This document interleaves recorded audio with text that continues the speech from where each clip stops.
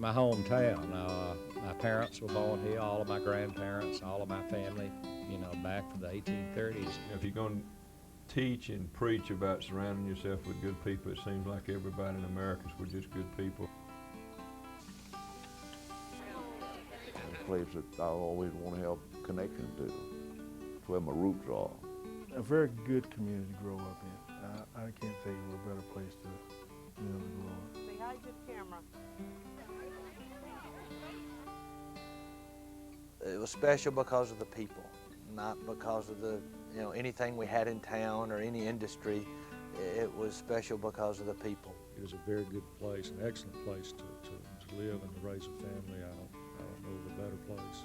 This place is Americus, Georgia, a small rural community tucked away in the rich farmlands of southwest Georgia.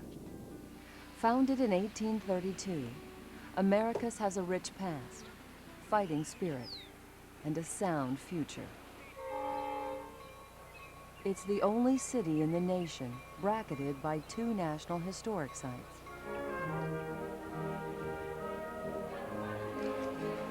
The Andersonville Civil War Prison and the Jimmy Carter National Historic Site. It's the place where Charles Lindbergh made his first solo flight in 1923. And it's home to 2 beautifully restored landmarks, the Windsor Hotel and the Rylander Theater. Both buildings are located in the downtown historic district, which is brimming with antique stores, clothing boutiques, and restaurants. On the surrounding streets, it's one beautiful house after another. From antebellum cottages built before the Civil War to grand Victorians and classical homes. Americus is also known for its other houses, the ones built by Habitat for Humanity.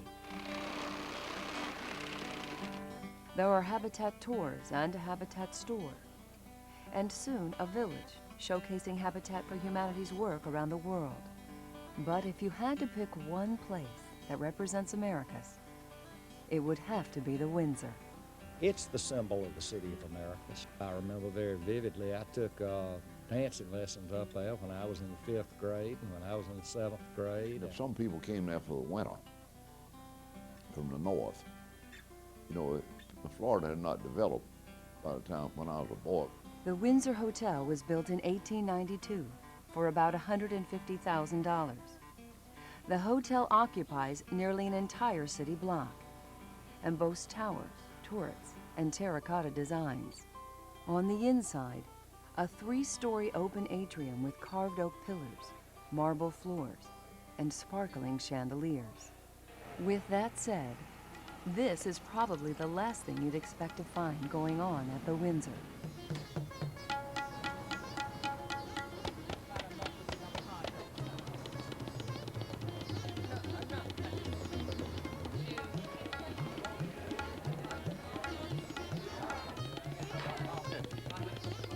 India Night is the work of Sharad Patel, the owner and general manager of the Windsor. The dinner started as a way to thank former President Carter for his continued support of the hotel. President Carter has endorsed our brochure, and that was his idea. That Sharad, why don't you put me on a brochure? And I said, yes, sir.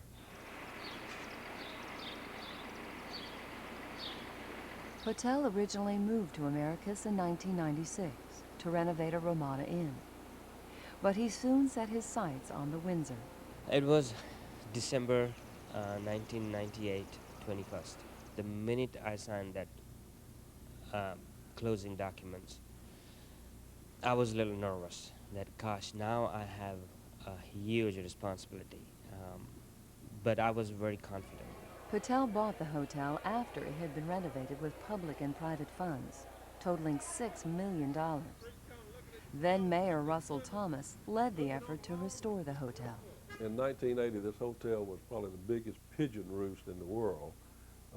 Just infested with pigeons, had been vacant for almost 10 years. Some of the folks in town said, let's just tear it down and have a big parking lot here in the city of Americus. We felt like it was the key to bringing Americus downtown back to life and keeping it active. The hotel did help rejuvenate the downtown, but it wasn't until Patel took over and changed a few things that the Windsor really started to thrive. All 53 rooms were restored back. Everything we used, from fabric to wall coverings, are historically correct. We have used Schumacher exclusively, so all our beds are custom made. And of course we had the beautiful furniture from Lexington, and that's also reproduction, so there was no reason for us to change. The presidential suite is named for President Carter. 2 other rooms bear the names of Jessica Tandy and Hume Cronin, who stayed at the hotel while filming the movie To Dance with the White Dog. And there's a conference room named after Franklin Delano Roosevelt. Mr. Roosevelt has been to Windsor Hotel in 1920. At that time he was governor of New York. Beautiful rooms aren't all the Windsor has to offer. There's also a spa. After a relaxing massage, guests can shop till they drop, grab a bite to eat, or head for the Rylander Theater. Rylander and Windsor, it's a wedding.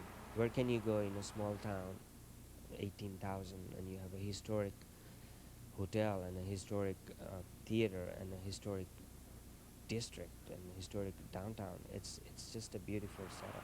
The Rylander is a state-of-the-art theater that features regional plays, movies, and national touring companies. It too was saved from the wrecking ball by the city and a group of citizens who donated more than half the $4.5 million it took to restore the theater. Welcome to the historic Rylander Theater. Former Mayor Johnny Sheffield has fond memories of the Rylander. My mama would give me a dime and a nickel. The dime was to get in the picture show on Saturday, and the nickel was for an ice cream cone. Sheffield is now a volunteer at the theater. And if you want a tour, he's your man. You are standing on the tile floor that was here January the 21st, 1921, at the grand opening of the Rylander Theater. It was opened in 1921. It was finally closed in 1952. After, 30 years, they sold off everything that was in the theater that anybody would buy. They nailed up the windows and doors and turned their back on it for almost 50 years. Now, if you will join me in the Jimmy Carter Auditorium.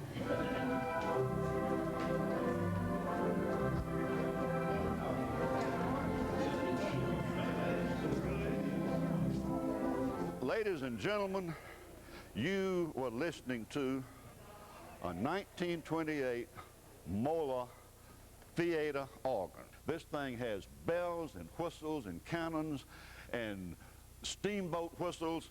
Let's see if we can make the steamboat whistle work.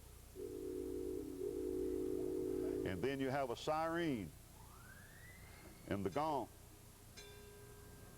If you will now, I'll get off of the organ. If you will turn your necks just straight up like that and look at, you have the proscenium arch mural. 5 dancing ladies.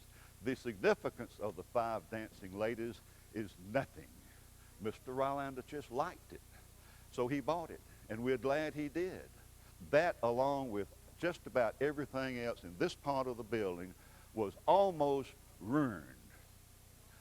The rains came in during those 50 years. It rotted out the stage floor, rotted out about 1/3 of your orchestra level floor, and almost ruined our proscenium arch mural. You are standing in front of a Steinway grand piano.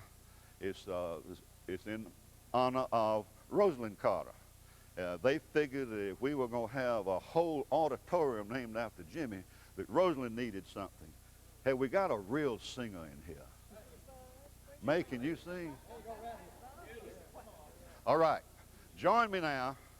God bless America, land that I love. Stand beside her and guide her. America is blessed with the city of Americus. And Americus is blessed with a rich sense of history, strong, active community leaders, and generations of good people. God bless America, my home, sweet home. great. Thank you.